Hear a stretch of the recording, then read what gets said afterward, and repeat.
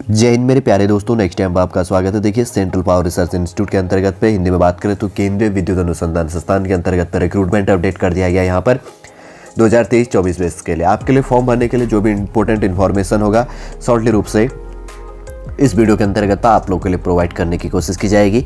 इससे पहले हम आगे बढ़ें, यदि आपके द्वारा हमारे इस चैनल नेक्स्ट टाइम को सब्सक्राइब नहीं किया तो सब्सक्राइब कीजिएगा तथा बेल आइकन को प्रेस कीजिए ताकि जो भी कंटेंट, जो भी इंफॉर्मेशन हमारे द्वारा आप लोगों के लिए प्रोवाइड किया जाता है तो उसका नोटिफिकेशन आपके पास टाइम पर उपलब्ध हो जाएगा। यहाँ पर है central power research institute, short में बात करें तो CPRI के लिए। ठीक है, सबसे पहले बात करते हैं यहाँ पर रिक्रूटमेंट किस चीज़ के लिए। इंजीनियरिंग, सबसे फर्स्ट यहाँ पर स्क्रीन में आपको दिख रहा होगा इंजीनियरिंग ऑफिसर्स के लिए ग्रेड फर्स्ट के लिए टोटल 40 पोस्ट हैं इसके अंतर्गत पर है। ठीक है, और दूसरे नंबर की बात करें तो साइंटिफिक असिस्टेंट के लिए है और इंजीनियरिंग असिस्टेंट के लिए है 4 पोस्टें और 13 पोस्टें इंक्लूड है, ये भी पार्ट है।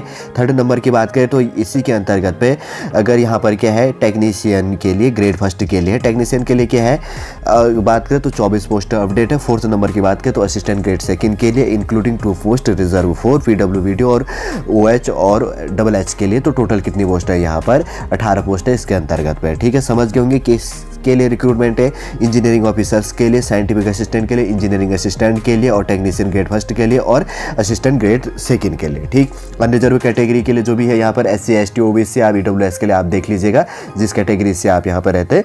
शॉर्टली रूप से लिखा गया है कि इनका फुल फॉर्म क्या होता है, यहाँ पर आप पढ़ लेना। ठीक है, ज़्यादा मैं बताऊंगा नहीं, आप इसे समझते हैं क्योंकि आप फॉर्म भरते रहते हैं। तो अगर बात करें तो सबसे पहले यहाँ पर है इंजीनियरिंग ऑफिसर्स ग्रेड फर्स्ट के लिए, तो एज लिमिट यहाँ पर मांगी गई है 30 ईयर्स के एवरेज के आसपास में।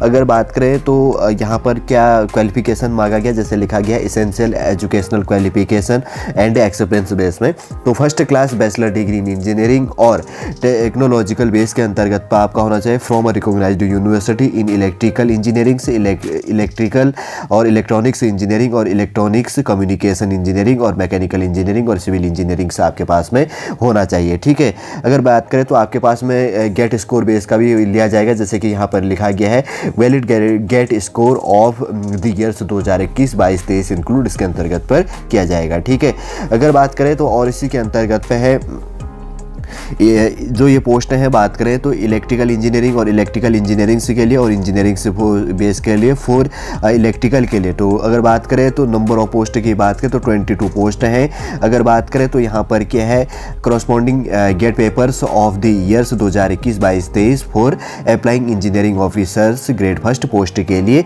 ई की बात करें तो इलेक्ट्रिकल इंजीनियरिंग हो गया। दूसरी अगर बात करें तो इलेक्ट्रॉनिक्स एंड कम्युनिकेशन इंजीनियरिंग के लिए 5 पोस्ट हैं, इलेक्ट्रॉनिक्स एंड कम्युनिकेशन इंजीनियरिंग जिसको शॉर्ट में EC कहा जाता है, और मैकेनिकल इंजीनियरिंग के लिए 9 पोस्ट हैं। तो मैकेनिकल इंजीनियरिंग से यहाँ पर मांगा गया है जिसको शॉर्ट में ME कहा जाता है। अगर बात करें तो सिविल इंजीनियरिंग के लिए 4 पोस्ट हैं और सिविल इंजीनियरिंग से जिसको शॉर्ट में C कहा जाता है क्वालिफिकेशन हो गया। ठीक है, करस्पॉन्डिंग गेट बेस के अंतर्गत पर आपका होना चाहिए। तो टोटल 40 पोस्टें इसके अंतर्गत पे इंक्लूड है।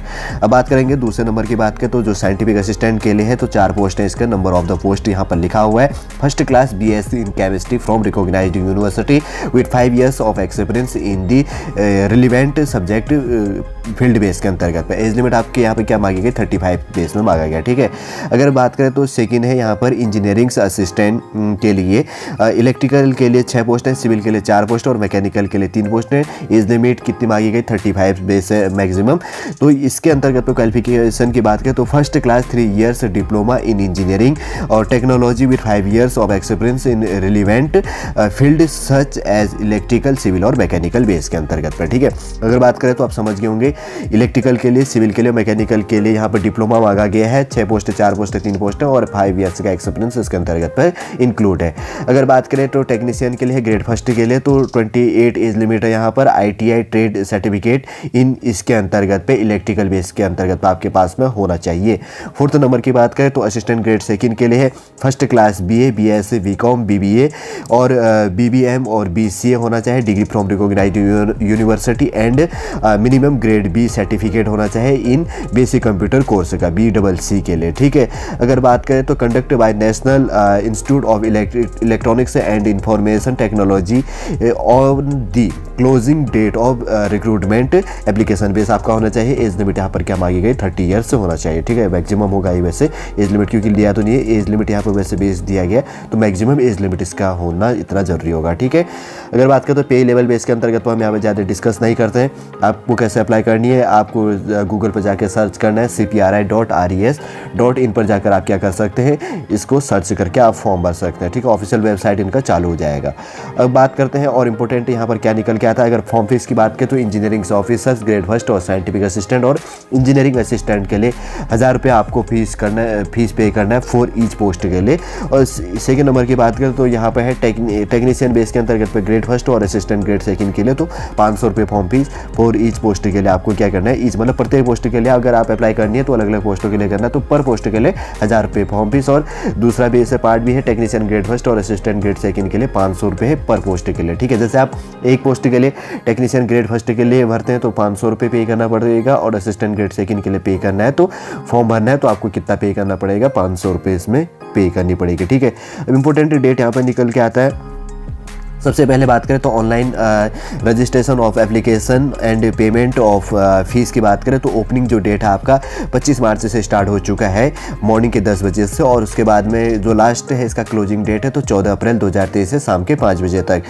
कट ऑफ जो डेट है इसके अंतर्गत पे अगर बात करें तो एकेडमिक जो क्वालिफिकेशन अपर एज लिमिट से जो एक्सरसाइज किया जाएगा तो ये कब तक है, 14 अप्रैल 2023 से शाम के 5 बजे तक। ठीक है, कंप्यूटर बेस्ड टेस्ट आपका होना टेंटेटिव बेस में, तो ये क्या हो जाएगा 23/4/2023 के बेस में आपका हो जाएगा, मतलब 23 अप्रैल 2023 को आपका एग्जाम हो जाएगा। और स्किल टेस्ट और जो भी है इसके अंतर्गत पे ट्रेड बेस के अंतर्गत पे टेस्ट होगा टेंटेटिव बेस में, तो उसके बाद में मई में 15 मई 2023 को ये भी आपका हो जाना है। ठीक है, सॉलिड रूप से आप समझ गए होंगे, इन्फॉर्मेशन सॉलिड रूप से आप लोग के लिए प्रोवाइड कर दिया गया है इसके अंतर्गत पे सेंट्रल पावर रिसर्च इंस्टीट्यूट के लिए। अब देखते हैं इसका सिलेबस क्या है। ठीक है, काफ़ी इंपॉर्टेंट हो जाता है, सॉलिड रूप से सिलेबस भी यहाँ पर देख लेते हैं एक बार।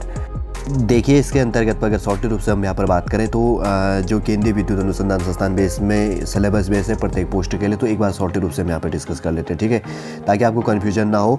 हमारा टारगेट रहता है कि अगर कोई रिक्रूटमेंट है तो उसके बेस में थोड़ा सा सिलेबस भी आप लोग के लिए प्रोवाइड करें ताकि आपको कन्फ्यूजन ना हो। ठीक, जैसे यहाँ पर है साइंटिफिक असिस्टेंट पोस्ट के लिए 100 क्वेश्चन होगा 100 मार्क्स का, तो यहाँ पर क्वेश्चन पूछा जाएगा general intelligence and reasoning base में 15 मार्क्स का। ठीक है, 15 नंबर का, और जनरल अवेयरनेस का 15 मार्क्स का 15 मार्क्स का 15 क्वेश्चन, और उसके बाद में क्वांटिटेटिव एप्टीट्यूड 15 मार्क्स का, और English language and comprehension base में 15 मार्क्स का, और 5 नंबर का है इसी के अंतर्गत में क्वेश्चन बेस ऑन जो स्पेसिफिक आपका ब्रांच होगा या स्ट्रीम जो भी है बीएससी लेवल या केमिस्ट्री क्वालिफिकेशन जो इसके अंतर्गत पे मांगा गया है।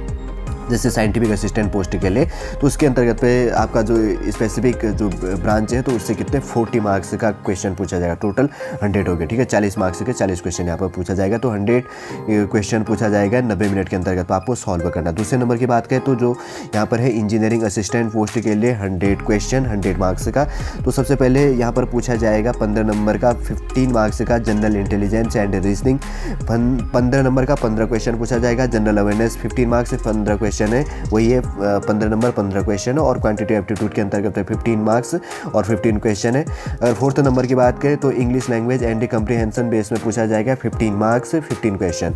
5 नंबर की बात करें तो क्वेश्चन बेस ऑन जो स्पेसिफिक आपका ब्रांच है इसके अंतर्गत पे stream diploma level electrical mechanical और सिविल इंजीनियरिंग बेस के अंतर्गत पे तो 40 क्वेश्चन 40 क्वेश्चन इसके अंतर्गत पे पूछा जाएगा। ठीक है, समझ गए होंगे। थर्ड नंबर की बात करें तो टेक्नीशियन जो ग्रेड फर्स्ट के लिए है तो 100 क्वेश्चन 100 मार्क्स का यहाँ पर पूछा जाएगा।